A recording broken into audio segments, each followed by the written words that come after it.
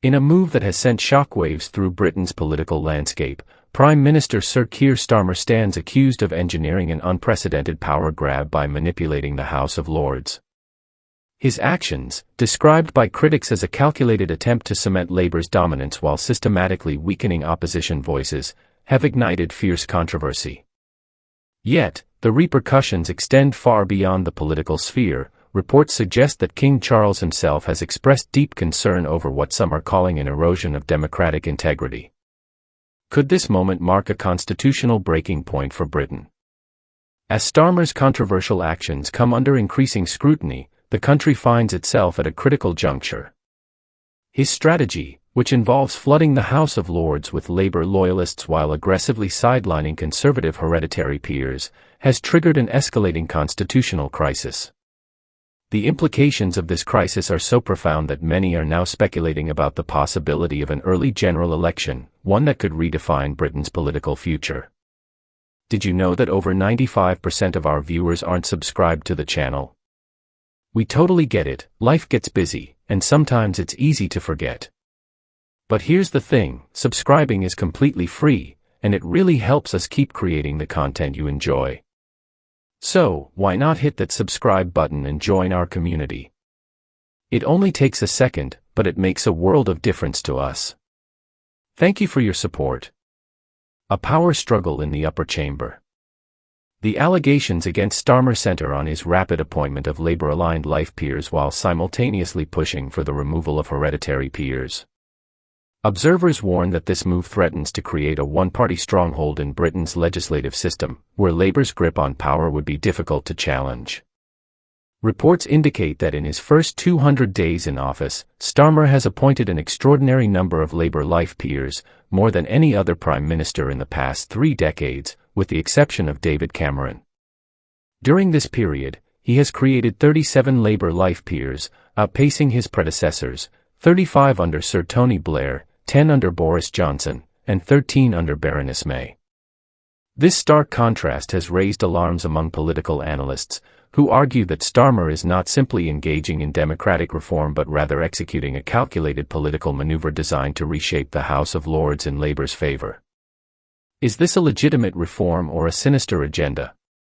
Starmer's defenders claim that his actions are part of a long-overdue modernisation of the House of Lords. They argue that hereditary peerages are outdated and that the Prime Minister is merely completing a process that began 25 years ago. However, critics strongly dispute this characterization, pointing out that while Starmer is removing hereditary peers, many of whom are Conservative, he is simultaneously appointing Labour loyalists in their place. The upcoming Hereditary Peers Bill, which is set to abolish all remaining hereditary peers from the House of Lords, has intensified these concerns. Scheduled to return to the Lords for review on Monday, the bill, if passed, would disproportionately impact the Conservative Party by removing 45 Conservative hereditary peers, 33 crossbenchers, and only 4 Labour hereditary peers. The imbalance in these figures has fueled accusations that this is not about reform, but rather a direct attempt by Labour to consolidate control over Britain's legislative process. A threat to democracy? What do you think? Is Starmer's move justified, or does it constitute an unprecedented attack on democracy? Let us know your thoughts in the comments below. If you believe more people need to be aware of this critical issue, share this article to ensure the discussion reaches a wider audience.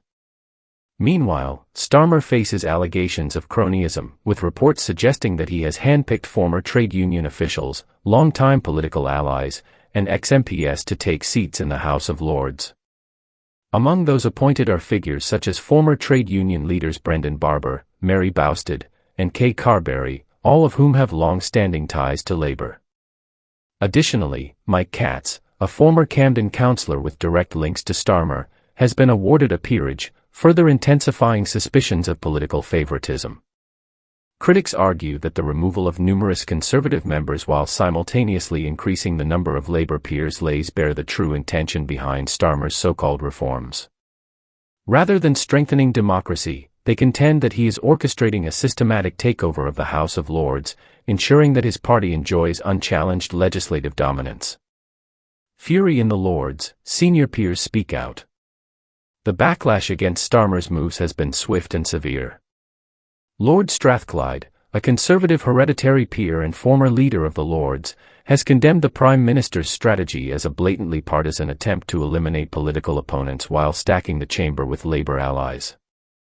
He accused Starmer of reviving the same old Labour rhetoric on class conflict, warning that this is a deliberate effort to replace peers Labour disapproves of with individuals who will rubber stamp his agenda without question. Meanwhile, Lord Mancroft, another Conservative hereditary peer, has expressed his deep shock at the situation, asserting that it undermines the fundamental principles of democracy and constitutes a brazen abuse of constitutional processes. He emphasized that Britain's constitutional framework has been carefully crafted over centuries to ensure a system of checks and balances, yet modern politicians, particularly Starmer, appear intent on dismantling these safeguards for their own political gain.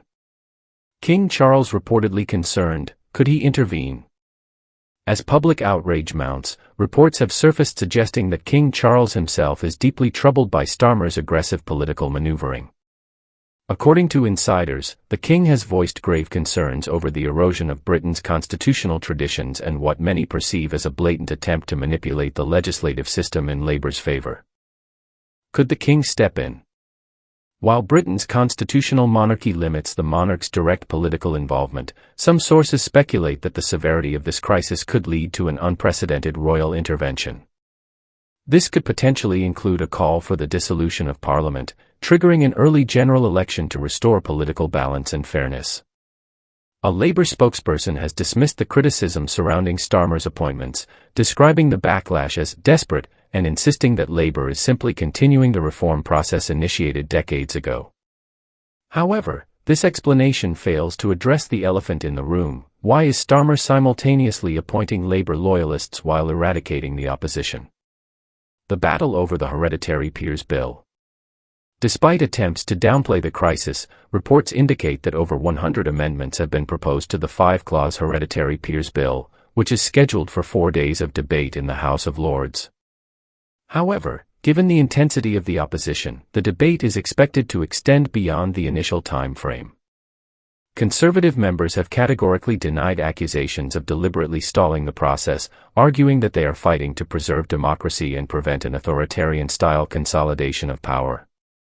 Britain at a crossroads. With tensions at an all-time high, the nation watches as Starmer's political maneuvers threaten to upend Britain's democratic traditions. Calls for intervention, whether from the public, political figures, or even the monarchy, are growing louder by the day. The prospect of an early general election looms large, with many citizens demanding that Starmer be held accountable before he can reshape Britain's political landscape beyond recognition. Will King Charles intervene, or is it up to the British people to demand a fair election? Share your views in the comments below. If you believe democracy is under threat, spread the word to ensure more people are informed about this critical issue. Protesters face arrest over Labour's inheritance tax changes. Meanwhile, tensions continue to rise in other political battles. Farmers protesting against Labour's proposed inheritance tax changes on Pancake Day have been warned that they could face arrest if they drive their tractors during a planned demonstration in central London. Organisers have stated that the Pancake Day rally, scheduled for Tuesday, is expected to be the largest and most impactful protest so far, as campaigners continue to oppose Labour's taxation policies. The British farming community is gearing up for a large-scale demonstration in central London on Pancake Day, protesting against the Labour government's controversial inheritance tax reforms. Organisers have confirmed that the rally will begin at midday in Whitehall, with protesters marching towards Parliament, where the event is expected to conclude at 3 p.m. However, the demonstration is already facing significant hurdles, as the Metropolitan Police have imposed strict restrictions under the Public Order Act. Protesters have been explicitly banned from bringing tractors, apart from a small number of pre-approved vehicles, which will be used to showcase the high costs of farming equipment. The protest comes amid rising frustration within the agricultural sector, with many farmers fearing that Labour's proposed 20% inheritance tax on agricultural land and businesses valued at over £1 million will have devastating consequences on family-run farms, investment in the industry, and long-term sustainability. As tensions mount, the question remains, will the government reconsider its tax policies in response to the growing backlash, or will this protest mark the beginning of a larger movement against Labour's economic reforms? Police impose restrictions, farmers warned of arrests. Authorities have cited concerns over public disruption as the primary reason for the ban on tractors and other large farming vehicles during the protest. Deputy Assistant Commissioner Ben Russell, who is overseeing the policing of the event, has justified the decision by referring to last month's demonstrations, which saw a significant turnout of protesters using tractors and agricultural equipment to block roads. Russell stated that the previous protest had caused severe traffic delays across London, impacting public transport and local businesses. He emphasized that while the police recognize the right to peaceful protest, they also have a duty to ensure demonstrations do not bring daily life to a standstill. As part of the newly imposed conditions, Scotland Yard has issued a warning that any individual who violates these restrictions or encourages others to do so could face arrest. Authorities have made it clear that those deliberately attempting to bring unauthorized tractors into the protest area risk prosecution. Despite these restrictions, farmers remain determined to make their voices heard. Organizers have insisted that the demonstration will go ahead as planned, albeit in a slightly modified form. Organizers, protest will proceed on foot with limited farm equipment for demonstration. One of the leading organizers of the protest, Al Harrison, has responded to the police restrictions by confirming that the rally will proceed entirely on foot. However, he stated that some farming equipment will still be transported to Parliament to illustrate the enormous financial investment required to run an agricultural business. Harrison explained that the purpose of the demonstration is to highlight the economic challenges facing British farmers, particularly in light of the proposed tax reforms. He stressed that the protest aims to educate MPs and the wider public about the financial burden involved in producing even the most basic of food products, such as a simple pancake. The government is failing to recognize the reality of farming, Harrison said. Farming isn't just about land, it's about machinery, infrastructure, and generations of investment. The new tax rules risk forcing family farms to sell off land just to pay their tax bill. Farmers have also expressed concern over the long-term impact of these reforms, arguing that higher taxes on agricultural estates could discourage younger generations from continuing in the industry, leading to a decline in domestic food production. Understanding Labour's inheritance tax plan. At the heart of the protest lies Labour's new inheritance tax policy, which is set to take effect from April 2026. Under the proposed legislation, agricultural land and farming businesses worth over £1 million will be subject to a 20% inheritance tax. While the government insists that the tax will only affect the wealthiest landowners, critics argue that many family farms fall into this category due to the high value of land, despite not generating high cash profits. The farming industry has raised serious concerns over the policy, warning that it could force farmers to sell off land to cover inheritance tax bills, discourage investment in British agriculture, making it harder for farms to modernize, disrupt the transition between generations, particularly for families without succession plans in place. The National Farmers Union, NFU, has also expressed its opposition to the policy, stating that the financial burden of the tax could cripple family farms, many of which have been passed down through multiple generations. Government defends policy as fair and balanced. Despite the outcry, the Labour government has defended its decision, arguing that the policy is part of a broader strategy to fund public services and reduce economic inequality. A government spokesperson has stated that Labour remains fully committed to supporting the agricultural sector, highlighting that £5 billion will be invested in farming over the next 2 years. This, they claim, represents the largest budget for sustainable food production in the country's history. Additionally, the government has pledged new reforms to boost farmers' profits by promoting British produce, changes to planning regulations to allow farms to increase food production, adjustments to agricultural and business property relief, ensuring that 75% of farming estates will remain exempt from inheritance tax. The government has also stated that for the remaining 25% of estates affected by the tax, payments will be allowed to be spread over 10 years, interest-free. A spokesperson described this as a fair and balanced approach, arguing that the revenue generated will be used to fund public services that benefit all citizens.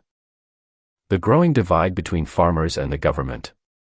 Despite the government's assurances, farmers remain highly skeptical, with many arguing that the reforms will place additional financial strain on an industry already struggling with rising costs and economic uncertainty. Several Conservative MPs have also voiced their opposition, describing the new tax measures as an attack on the backbone of rural Britain. Some have suggested that Labour's policy could lead to increased food imports, further undermining Britain's self-sufficiency in food production.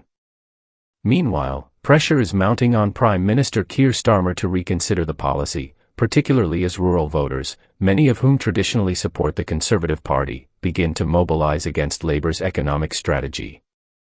As Pancake Day approaches, all eyes will be on Westminster to see how the government responds to the growing backlash from Britain's farming community. What's next?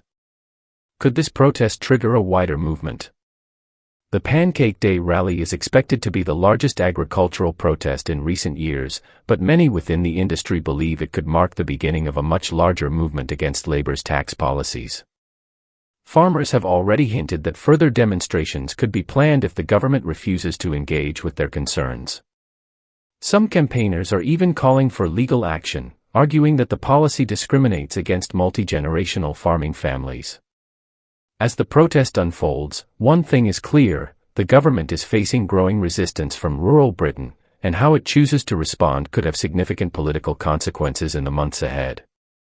With the farming industry on high alert and public support growing, will Labour be forced to rethink its tax policy, or will it press ahead despite the backlash?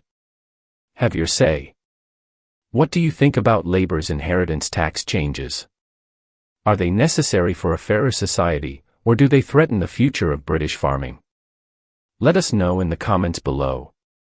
If you believe more people need to be aware of this issue, share this article to help spread the word.